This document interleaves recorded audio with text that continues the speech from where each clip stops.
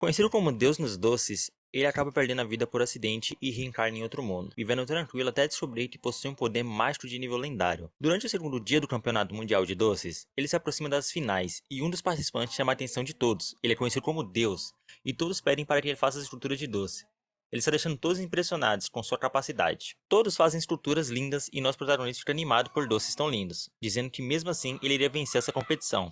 Na hora de mover suas peças até perto dos jurados, a escultura de nosso protagonista acaba tombando e caindo em cima dele, esmagando. A competição acaba em uma tragédia, com o participante sendo morto por seu próprio doce. Ele reconhece que estava morrendo e começa a pensar que estaria indo embora sem fazer os melhores doces dessa terra. E ele se arrepende de não poder criar o melhor doce. Ouve uma voz que diz que lhe dará mais uma chance. Ele pergunta quem está ali falando com ele, e então uma luz brilha à sua volta. A voz volta a falar, dizendo que, a partir de agora, ele terá um novo nome, Pestre.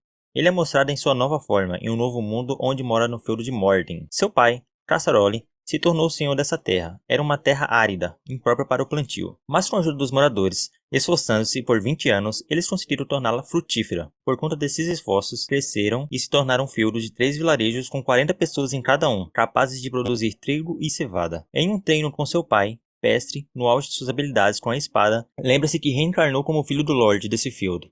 Cassaroli é um pai firme que quer treinar Pestre intensamente, mandando segurar bem a espada enquanto ataca, mesmo que isso corte suas mãos. Pestre conta que seu pai é chamado de herói militar e que tem uma mãe gentil e 5 irmãs mais velhas. Ele leva uma vida feliz, mas algo o incomoda. Esse feudo não pode produzir açúcar e é difícil conseguir doces por ali. Durante um treino, Pestre se distrai com sua vontade de comer doces e acaba sendo desarmado pelo pai. Nesse momento, um dos oficiais de seu pai aparece trazendo notícias. O treino matinal é interrompido e Cassaroli pede para ouvir a boa notícia primeiro. O oficial conta que a safra desse ano será boa e farta, seguindo o conselho de Pestre para polvilhar pó no solo para melhorar a plantação. Seu pai fica feliz por ter seguido esse conselho. Pestre continua falando que estarão limitados a pratos simples, mas que só caramelizada é um prato clássico que poderia aproveitar. Seu pai estranha que ele conhece esses pratos e métodos de preparo e pergunta como sabe sobre isso. Pestre tenta disfarçar dizendo que apenas fantasiou sobre esses pratos. O oficial brinca, dizendo que Pestre tem ajudado bastante o feudo com suas ideias e está agindo quase como um segundo suzerano. Seu pai, então, pergunta sobre a notícia ruim. O oficial conta que as tentativas de se livrar dos bandidos falharam, e os bandidos que escaparam foram para o vilarejo. Eles são cerca de 50, e Pestre fica com medo por eles, pois os bandidos podem destruir as plantações e colheitas de trigo. A única opção é armar-se e confrontar os bandidos, que devem tirar em 2 meses. Eles planejam enfrentá-los com lanças e fundas, mas Pestre pensa consigo mesmo que, mesmo juntando os 3 vilarejos, será difícil de enfrentar essa ameaça. Eles teriam apenas 30 homens, isso não seria o bastante nem para atrasar os bandidos. Eles não conseguiriam vencer uma batalha verdadeira.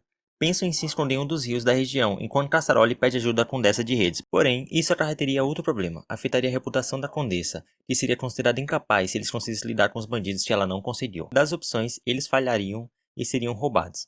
Conseguir lidar com os bandidos dependeria dos reforços da Condessa, o que está fora de cogitação. Pestre pensa em que será uma batalha difícil, mas pelos seus grãos e principalmente pelo trigo, ele faria tudo. Vendo que seu jovem mestre demonstra sentir o peso de liderar um feudo, o oficial do seu pai ficou orgulhoso. Pestre está determinado a proteger sua capacidade de fazer doces. Enquanto eles conversam, o oficial faz um pedido ousado para seu líder, confiar em Pestre como uma arma secreta contra os bandidos. Seu pai fica surpreso, mas entende que ele está falando sobre a magia de Pestre, então decide levá-lo para passar pela cerimônia de santificação. Em casa, ele anuncia sua ideia de acelerar a cerimônia, mas sua mãe, Agnes, protesta, dizendo que ainda é cedo demais para Pestre. Seu pai se mantém firme, afirmando que confia no talento de Pestre, tanto na espada quanto na caneta, e sabe que ele é o melhor do vilarejo entre as crianças de sua idade. Por isso, quer levá-lo para a cerimônia. Ele explica que a cerimônia de santificação é o ritual de maioridade nesse mundo, o que pode ser chocante para sua mãe. Ela prefere esperar mais um pouco, para que ele passe mais tempo como criança. Contudo, reconhecendo a necessidade, ela aceita. Partindo em 3 dias, sua mãe pede ajuda à irmã dele, para que ele aprenda tudo antes de ir, e não envergonhe a família. Pestre sente o perigo dessas duas enquanto se aproximam. Um pouco depois, aparece vestido. Sua mãe e irmã querem até colocar sapatos chiques nele, dizendo que a maquiagem fica bem. No dia de sua partida, Pestre está exausto após dias de preparação.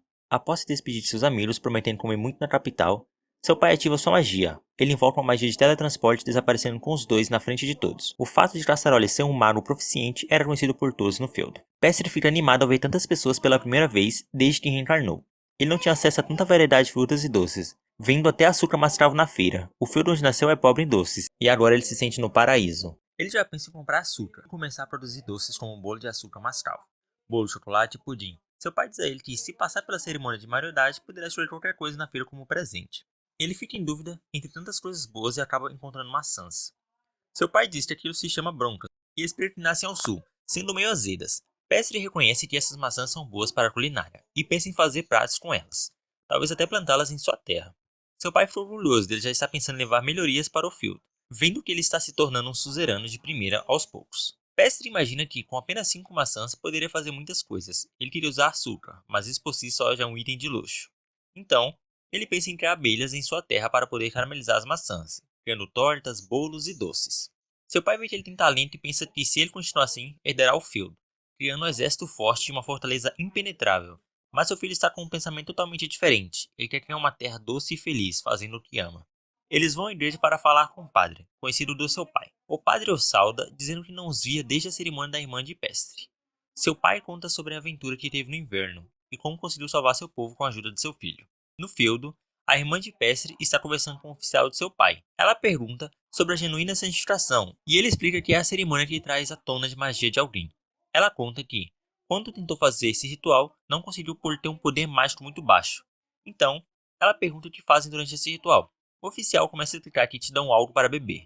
Pestri é mostrado bebendo algo amargo, dado pelo padre. Após isso, ele é deixado sozinho em uma sala escura. O oficial explica que te deixam ali abandonado, sem ouvir ou ver nada por horas e horas. Diz que a magia é um grande poder escondido dentro de alguém, e que o único jeito de trazê-la à tona é suportando isso sozinho. Passa um dia e meio, seu pai começa a ficar impaciente, se perguntando quanto mais isso duraria. O padre diz que não poderiam tirá-lo dali até que a luz do medidor se apagasse, e aproveita ao perguntar o quanto de poder aquela criança teria.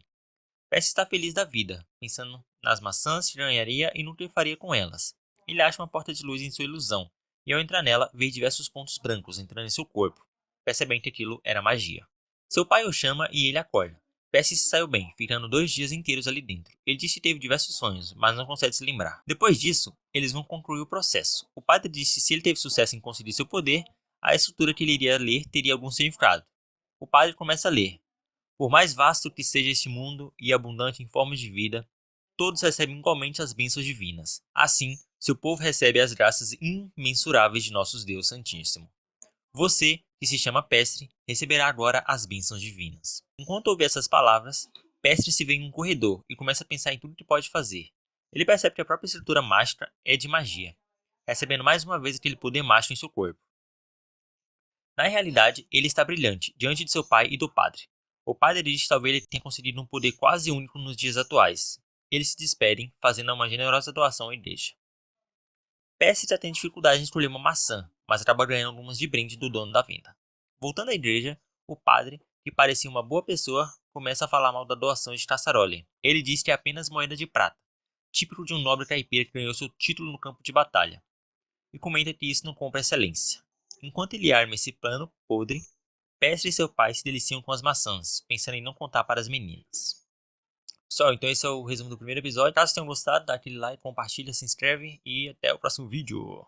E aí pessoal, passando aqui rapidinho para avisar que essa é a continuação do primeiro resumo. Se você não viu o primeiro, eu vou deixar o link nos comentários. Se estiverem gostando do vídeo, se inscreva, deixa o like e simbora! Eles precisavam garantir comida para o inverno que se aproximava e que lhes pertencia. Ele pensou que deixar aquele líder bandido escapar foi um grande erro, pois poderiam ter conseguido pelo menos 200 moedas por sua cabeça. Começaram então a considerar empréstimos, mas isso era inviável, pois os feudos próximos também estavam sem recursos devido ao inverno. Alguns até recorriam à caça para sobreviver. Pedir dinheiro aos novos da corte também parecia uma má ideia, pois poderiam cobrar juros altíssimos. O caçador Holly interrompeu e sugeriu que seu pai poderia pedir ajuda aos avós, mas ele explicou que tanto ele quanto sua esposa haviam cortado laços com seus pais e nem mesmo apresentariam seus filhos a eles, tornando impossível pedir um empréstimo agora. Ele relatou que quando conheceu sua esposa, suas terras eram ainda mais áridas, e todos os nobres desaprovaram o romance. Eles fugiram para ficar juntos, o que era difícil em um mundo onde os casamentos eram arranjados por alianças familiares. Ele começa a contar aos amigos sobre a situação difícil que estavam enfrentando. Surgem várias sugestões para ganhar dinheiro. A primeira foi aumentar os campos de cultivo, mas isso demandaria tempo, mão de obra e mais dinheiro. Lume sugeriu que Pestri poderia comercializar seus bolos, mas isso também não era viável, pois não seria lucrativo sem uma demanda enorme.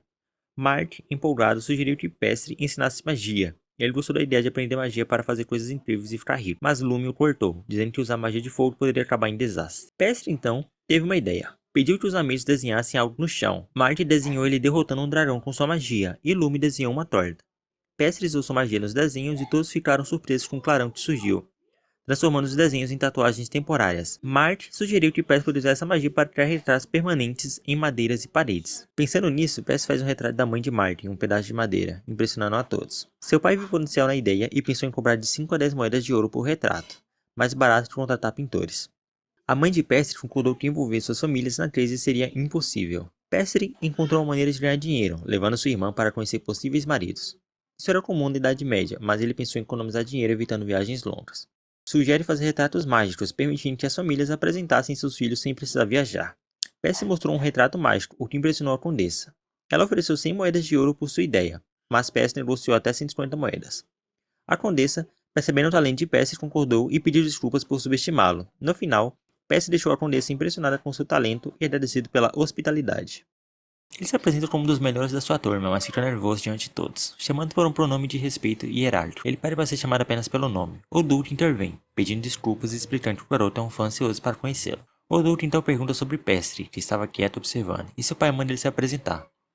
Percy o faz com muita classe, impressionando a todos. Ele é parabenizado e agradece pela oportunidade. Vale fica nervoso e tenta responder, mas acaba mordendo a língua. O Douto assume a conversa, notando que Percy parece mais educado que ele. Percy confirma que já recebeu magia, algo raro para sua idade. O Duque elogia sua casa, mas Percy diz que foi um acaso e sorte. O Duque pede para ele mostrar sua magia, e Percy cria um retrato impressionante de uma menina ruiva usando uma toalha. Todos ficam surpresos com a qualidade. O Duque percebe que Percy está sugerindo um casamento entre Scully e Petra, filho do Martes. Se empolga e pergunta sobre o encontro, mas o Duque pede calma. Percy tranquiliza dizendo que a magia de seu pai tornará possível a viagem. Scully pede outro favor a Cassaroli, que concorda. Percy sussurra ao Duque que o Martes quer usar o encontro para fortalecer sua posição, mencionando que seu neto pode encontrar um par romântico. Isso faz parte de um plano para beneficiar o reino. Após isso, Scully pede informações sobre Petra. Scully pede informação sobre Petra e Pes, que mente, dizendo que ela gosta de doces. Scully então pede a Percy para alterar o retrato de Petra, aumentando a sensualidade da imagem. Cassaroli discute com seu oficial sobre como proteger Petra, considerando contratar guardas, mas isso poderia ser arriscado. Eles decidem que o melhor lugar para protegê-la seria a igreja. Pestre entrega uma carta de recebimento dos comerciantes ao seu pai, que descobre que ele gastou dinheiro com doces. Em outro dia, Cassaroli vai encontrar Petra, mas é recebido pelo Martes em pessoa, surpreendendo-se ao vê-lo com seu filho. Ele a tranquiliza sobre a viagem, mas isso é apenas uma mentira. A verdade é que Pestre faz parte do plano, mas ele não pode revelar isso sobre uma criança de 9 anos. O Martes o cumprimenta, afirmando que sua magia tornou esse noivado possível. Eles entram na carruagem, saudando todos lá dentro. Explica o plano. Eles vão até a igreja no território do Martes, e de lá para a igreja da capital, onde Petra ficará na sala de bênção até a festa. O Martes avisa a Cassaroli que os homens que querem prejudicar sua filha já devem estar nas ruas, e ele promete protegê-la com tudo o que tem. Ao chegar ao destino, os dois são emboscados por bandidos, começam a batalha, e um dos bandidos se aproxima da carruagem, mas Pestre o impede, dizendo que não permitirá que toquem nelas. Outro bandido se junta, mas seu pai chega para ajudar, e juntos conseguem derrotar os bandidos. Os outros fogem, aterrorizados. Eles tranquilizam as meninas na carruagem, mas elas ainda estão assustadas. Eles as levam para o subterrâneo, onde a irmã mais nova hesita em descer. Pestre, como um príncipe encantado, segura a mão dela, acalmando. Ela começa a pensar que ele está olhando para ela, não para sua irmã, e percebe que apesar de ter sido rude, ele a tratou bem. Ao chegar ao fundo da escadaria, eles veem uma porta e perguntam se a cerimônia será ali, mas na verdade é onde usarão um teletransporte para levá-la à capital. Com todos tranquilizados, o plano começa. Eles dão as mãos e Cassaroli ativa sua magia, transportando todos para um salão magnífico em outra parte do reino. Enquanto isso, um nobre planeja um ataque para sequestrar Petra e arruinar a reputação da família rival. Ele quer que a captura da noiva manche a honra do líder do exército, permitindo que ele se posicione como herói, no local onde Petra está. A segurança é reforçada, mas problemas surgem. Pestre impressiona Cassaroli ao notar a força reunida, algo impossível para uma casa de cavaleiro comum. Petra começa a se sentir ansiosa quanto ao casamento. Pestre a tranquiliza, dizendo que tudo parecerá mais real quando seu noivo chegar. Petra começa a admirá-lo, e Pestre se sente útil. Ele compara o planejamento do casamento à preparação de doces. O pai de Petra chega para a cerimônia, e Cassaroli comenta que muitos nobres vieram prestigiar a união, que criará uma poderosa aliança. Pestre convida Petra para descansar em um quarto, mas o oficial de seu pai grita para ele não machucar a dama. Cassaroli pede para ele não colocar ideias estranhas na cabeça do filho. Enquanto isso, o nobre mandante do crime espera ansiosamente que a cerimônia termine para sua vingança. Petra é levada de carruagem, e Cassaroli se preocupa com a segurança. O oficial avisa que Pestre, um jovem com uma moça comprometida, pode causar problemas. Cassaroli descarta essa preocupação, pois uma dama acompanha Licorice, impedindo qualquer incidente. Mesmo em crianças, Licorice está ciente de Pestre, sendo curta e grossa com ele. De repente, um tremor ocorre, uma magia se inicia sobre eles, criando um círculo que o faz cair na escuridão. O pai de Pestre chega, percebendo que é magia, e manda seu oficial explicar ao Martins enquanto pula no buraco. Pestre acorda amarrado ao lado de Licorice. Um dos homens começa a falar com Pestre, dizendo que o soltará, mas ele não responde. Pestre pensa que seu pai tomará uma providência imediata e tenta enrolar o homem. Acreditando que vale 200 moedas de ouro, ele começa a mentir, fazendo o guarda acreditar que ele é um herdeiro nobre. Pestre observa a casa, tentando descobrir quem a mandou construir, concluindo que é um antigo duque. Ele ativa a magia em sua tatuagem e a do pai para teletransportá-los. Enquanto isso, o chefe dos bandidos chega. Irritado por terem capturado a pessoa errada, Pestre usa sua espada para cortar a mão do bandido, que tenta atacar Licorice. Pai e filho cercam o sequestrador, que percebe estar em desvantagem. O chefe dos bandidos tenta fugir, mas é impedido pelos reforços. Pestre diz ao homem que ele está sem saída, mas o sequestrador usa sua magia para escapar, e Pestre tenta segui-lo, mas infelizmente é impedido por seu pai. Afinal, o que ele queria já está feito. As crianças estão bem seguras. Nesse momento, Soma de Ferro, acompanhado dos lords da casa, incluindo Robac e Rubareco, vai caçar Row. Ele pede para que os homens o levem de volta ao seu pai. Naquele instante, todos os criminosos são presos, e Soma pergunta quem teria sido responsável por ordenar o sequestro. O pai do garoto afirma que prenderam um homem chamado Duke Luhan, e que ele estaria fugindo pelos fundos da mansão. Row menciona que há 20 anos a mansão Armille foi investigada durante a guerra, e que eles perderam seu título. Ele complementa dizendo que eles eram suspeitos de passar informações ao inimigo. Com isso, Mortel ensina ao seu filho que as ações de um suzerano vacilante podem arruinar o destino de toda a família. Enquanto isso, um homem aparece e informa ao Duque que eles estão na propriedade, e aguarda para contar em detalhes o que aconteceu. Mortel encarrega Free Willy de cuidar do relatório do incidente, enquanto ele e Row vão atrás do sequestrador fugitivo. Chegando próximo ao local de fuga, eles questionam como o homem teria escapado, pois não sentiram um grande poder vindo da ativação de sua magia. Ou seja, ele estava com sua magia no limite e não poderia ter ido muito longe, especialmente com a propriedade cercada pela equipe deles. Assim, eles acreditam que ele ainda está nas proximidades e vão até um buraco onde acreditam que ele está escondido. Ao encontrá-lo, o homem revela que estava forjando sua fuga para que todos pensassem que ele havia escapado, assim podendo fugir de fato quando os inimigos relaxassem. Vendo a perspicácia do garoto, ele o elogia, mas diz que agora precisará matar os dois. Então, Pets pede para seu pai ficar fora de luta, pois ele resolverá tudo sozinho. O garoto se apresenta e pergunta o nome do sequestrador, mas ele responde que abandonou o nome de sua família há anos e que Pets pode chamá-lo de Strudel. Strudel planeja mentalmente uma estratégia para escapar, analisando que Pets ainda é uma criança, embora muito ágil. Ele pensa que se conseguir derrotá-lo e fazê-lo refém, terá uma vantagem. Então, o sequestrador toma a frente e ataca primeiro, mas o garoto se defende, partindo a espada do homem em dois. Pets então questiona o que o garoto fez, e este apenas responde que prestou atenção nos detalhes do aumento dele. Mortel percebe que seu filho usou a magia de transcrição para fragilizar a espada do homem, garantindo a vitória no combate. Preocupado, o pai diz que ficou aliviado, mas o garoto estava apenas preocupado se conseguiria criar sua terra dos doces. Um mês depois, o casamento oficial entre Lord Squarey e Petra ocorre no Castelo Real, impressionando Mortel pelo tamanho do evento, que foi comentado apenas em círculos privados. O Duque Carr aparece para conversar com eles e agradece a Pets por ter protegido Licolace. O garoto responde que apenas fez o que um cavaleiro faria. Eles observam o casal, notando uma bela postura em Square, embora o Duque perceba que seu neto está nervoso, pois todos estão olhando para ele, e ele está ao lado de sua futura esposa, por quem se apaixonou à primeira vista. O Duque reconhece que o casamento não serviu apenas para amadurecer seu neto, mas também para fortalecer sua imagem como homem, com várias conquistas militares. Ele elogia Square, que se sente mais aliviado, e agradece novamente. Pets comenta que o homem que usou magia para fugir parecia preparado, mas acabou cometendo um erro bobo de capturar a irmã errada. Pets deduz que o sequestrador recebeu informações enganosas sobre Petra, e que essa falsa informação poderia ter vindo de um nobre decadente, com condições na capital real. Ele questiona se sua análise está correta, e o Duque olha desconfiado. Pets continua dizendo que possivelmente haveria um terceiro grupo com o objetivo de passar informações falsas para os sequestradores. O Duque volta a olhar desconfiado e questiona quem seria o líder desse terceiro grupo. Pets responde que seria alguém que ganharia com a queda da casa Armille, manchando sua imagem e garantindo que ela não ressurgiria. Encurralado, o Duque questiona se Pets está falando dele mesmo, mas o garoto responde diretamente que não, apenas tem uma mente fértil.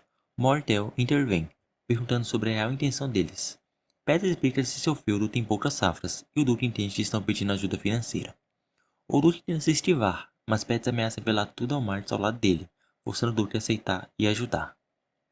O Duque admite que planejou o sequestro, mas não queria colocar a noiva de seu neto em perigo. Ele pretendia sequestrar a irmã dela, mas acabou colocando Licolace em perigo. Ele reconhece que a ação foi astuciosa e diz que Mortel deve se sentir aliviado. Lord Robarend aparece para agradecer a Pets por seus feitos heróicos. Comentando que logo ganhará muitos admiradores, Robarend pergunta se o coração do garoto já foi fisgado por alguma garota. E Pets responde que ainda é uma criança e não decidiu nada sobre isso. Roubarente oferece a própria filha para Pets. Diz que eles deveriam ir com calma, pois o casamento de Pets acabou de acontecer. Roubarente insiste, dizendo que Licorice também completou a maioridade e está interessado na ideia de casamento. Pets, sentindo-se pressionado, tenta dar uma desculpa, mas Roubarente insiste. Mortel, sem outra escolha, aceita o casamento, e Roubarete chama todos para a cerimônia. Mais tarde, Pets encontra Licorice, admirando sua beleza. Ele experimenta os doces que ela preparou, e embora estejam salgados, elogia para não magoá-la.